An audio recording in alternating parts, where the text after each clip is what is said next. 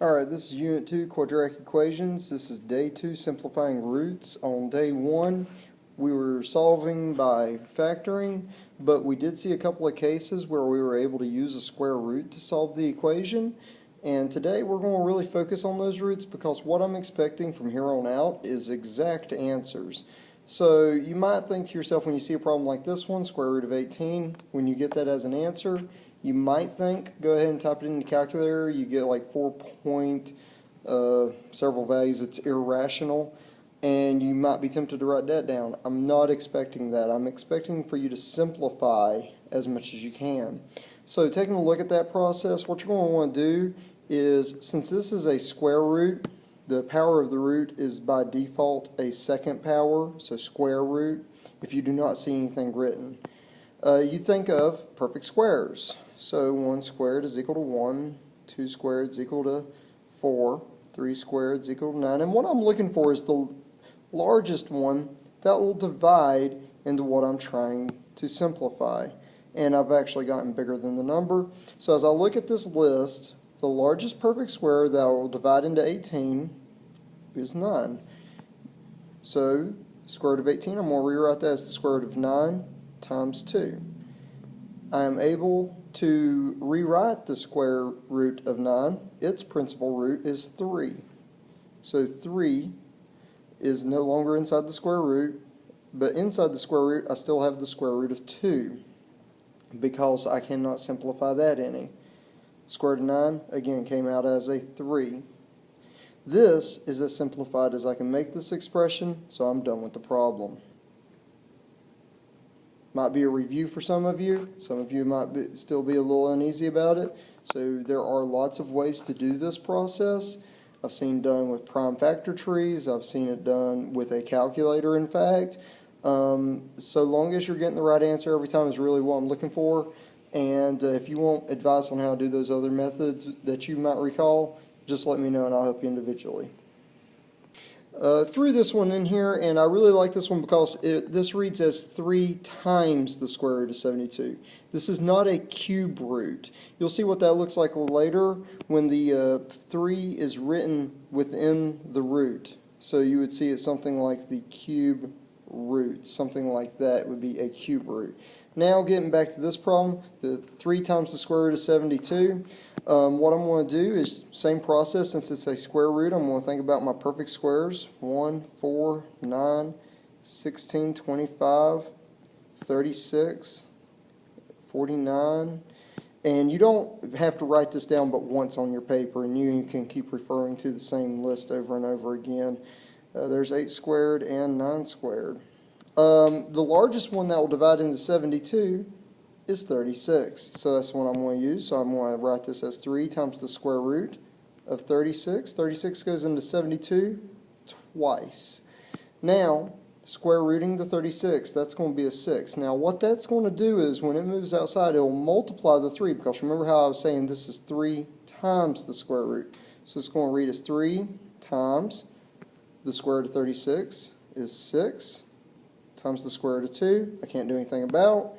3 times 6 on the outside is 18. So 18 times the square root of 2 is my answer.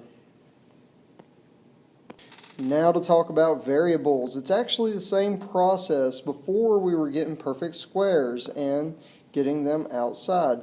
Now, what is being squared to get you x to the 8th? It's actually, let me get my pen here, it's actually x to the 4th is being squared to get you x to the 8th. Now, what's being squared to get you y to the 5th? Well, y to the 5th itself is not a perfect square. So first of all, we're going to split it up, much the same as what we had done before. We're going to write y to the 5th as y to the 4th times y to the 1st power.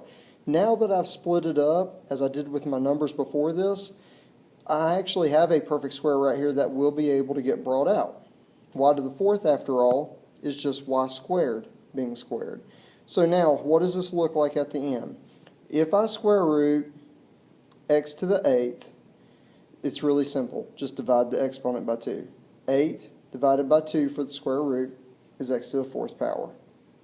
You can also see it right here that x to the 4th squared, whenever you square the square root, they cancel out and you're left with x to the 4th coming out. Moving on to the next item, y to the fourth. If I were to square root y to the fourth, remember, just divide it by 2. So y to the fourth, divide that by 2 is y squared. A first power right here on this y cannot be divided by 2. It's a remainder, more or less, so it's going to remain inside the root. So my answer here is x to the fourth, y squared, times the square root of y, and I am done. So there is a cheat that you can do with your calculator to simplify square roots. It's kind of ridiculous, but it does work. This won't work for the x to the 13th. I'll have to deal with that by hand. But I can square root 288 and simplify it using my calculator. And what I'm going to do is I'm going to go to y equals, as you can see I've already done, and take that 288. And if you remember, we were dividing by perfect squares. So what I'm going to do is I'm just going to hit divide by x squared. So 288 divided by x squared. If you type that in y equals, here's what can happen. When you go to your table, second table, you will see possible answers pop up, such as 1 times the square root of 288, 2 times the square root of 72. But you're wanting the one that's furthest down the table that works out evenly. For instance, 5 times the square root of 11.52, that's not a good answer. 6 times the square root of 8 is pretty darn good, but as I go further down here, 12 times the square root of 2. That's actually how the square root of 288 simplifies. Square root of 288 is 12 times the square root of 2. And you can just refer to your table to actually get that answer. Now, could you have done that by hand? Sure. You could have found that 144 is the perfect square that goes into 288. It goes into it twice. And that's where this is coming from. Okay? That 144 comes out as a square root of 12. Alright, now, doing the x to the 13th, let's do 13 and divide it by 2 since it's a square root. 13 divided by 2 is 6 with a remainder of 1. I'm going to show that out to the side really quick. 13 divided by 2 is 6 with a remainder of 1. Now let's use that. So my final answer here is 12 x to the 6th power times the square root of 2x to the first power. You see that whatever the remainder is just remains inside x to the first power right there. So 12x to the 6th times square root of 2x.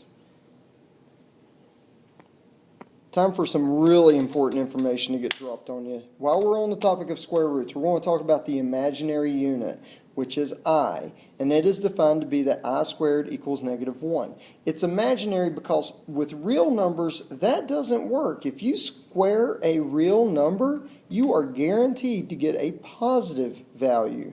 We had to create this imaginary unit to describe certain situations in our world, like what happens with electrical current.